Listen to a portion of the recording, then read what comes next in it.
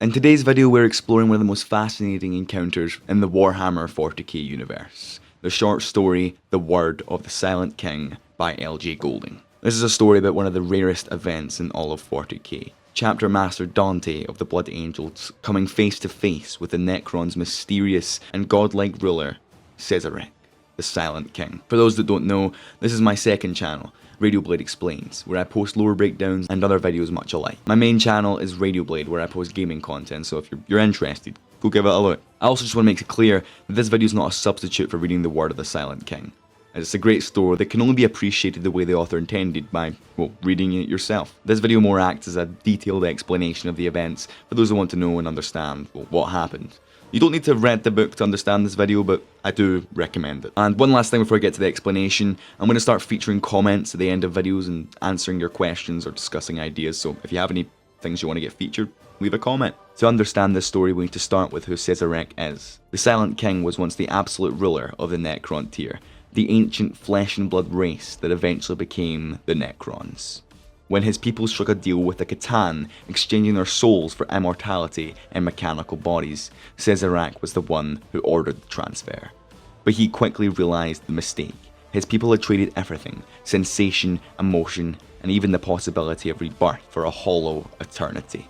And when the Necrons rebelled against the Catan, shattering the star gods into shards, Szarekh exiled himself into the void of intergalactic space, ashamed of what he'd done. He remained there for 60 million years, until he encountered something even worse. The Tyranid. Szarekh returned to the galaxy with a single purpose: to prepare his people and all life for the coming storm.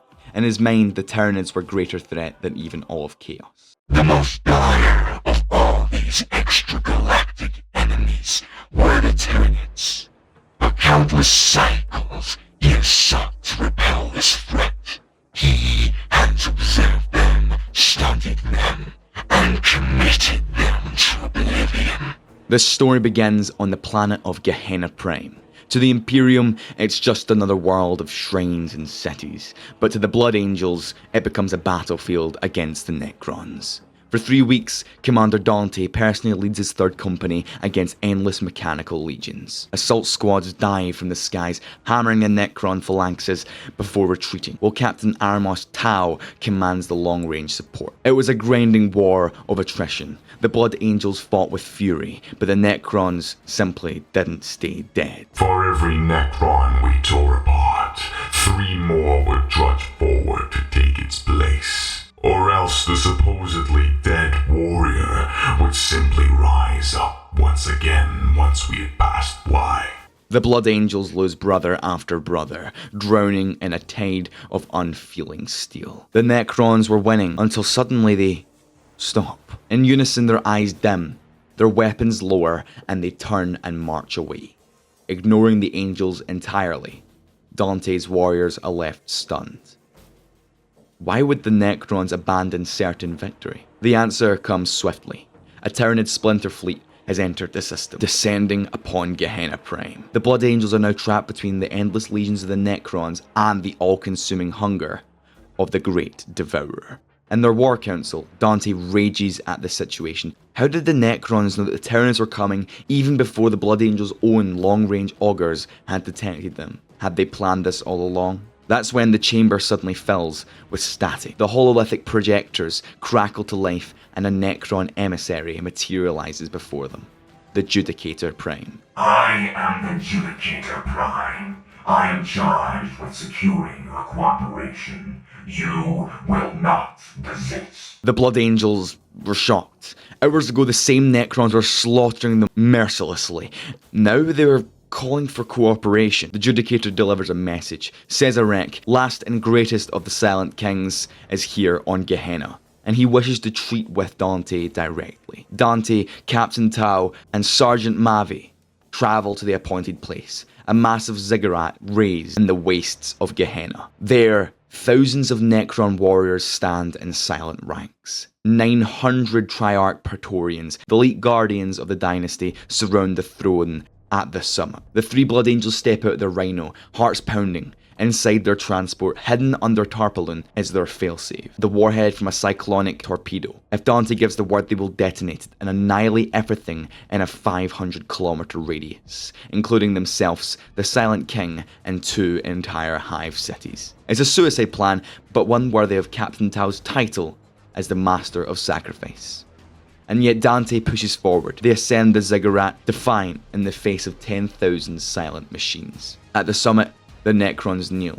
Everyone bows in unison, except one figure. Szarekh, the Silent King, stepped forward.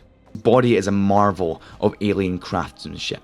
Elegant and fluid, more lifelike than any other Necron construct. But what shocks the Blood Angels most is his face. Framed by a cowl of shimmering light, Szarekh wore a golden mask into the likeness of our Lord Sanguinius. A rank blasphemy. Dante is furious, demanding to know why Szarekh mocks their Primarch. But the Judicator Prime insists that this is no insult. Mighty Szarekh honors your angel father, and the accord we wish to strike with him in ages past. The implication is staggering, that the Silent King once sought an alliance with Sanguinius himself. Faced with the Tyranid's imminent arrival, Dante must make a terrible choice. He cannot speak for the Imperium, but he can decide for his chapter. My warriors will lend their numbers to you, if you truly mean to save this world from the Great Devourer. And then you and I will speak of the future King Szarekh. The Silent King accepts, and then something no one could have expected happens.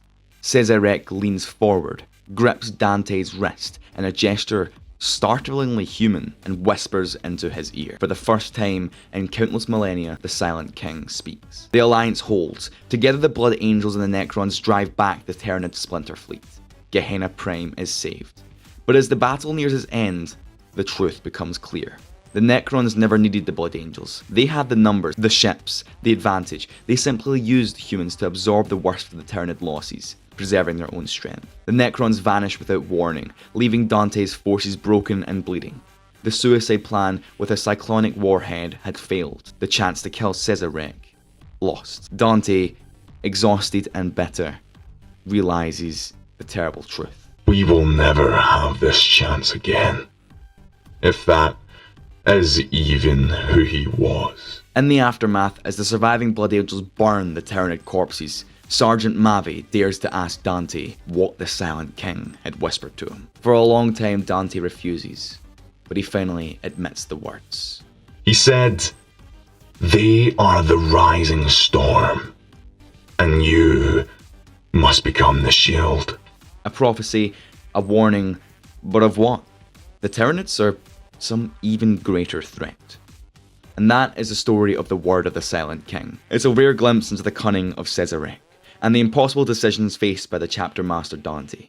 It shows how desperate this galaxy has actually become, that even the Blood Angels would ally with the Necrons against the Tyranids. See, it was really smart from Szarekh, because he left his fleet outside of the Blood Angel scanners, meaning that they didn't know they had more ships, and well, he managed to use them to soak up the Tyranid threat, so the Necrons didn't really need to lose that much. But yeah, let me know your theories in the comments below, and don't forget to like and subscribe, as it really helps out this new growing channel.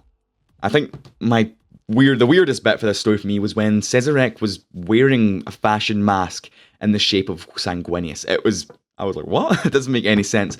But I'd like to know if you guys have any theories why he was wearing that, or what that means. Did Sanguinius in the past try to strike up a deal with Szarekh? I don't know.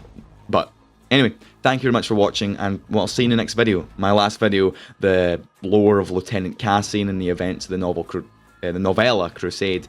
Go give that a watch if you're wanting to learn some more. Anyway, thank you very much, and I'll see you next time.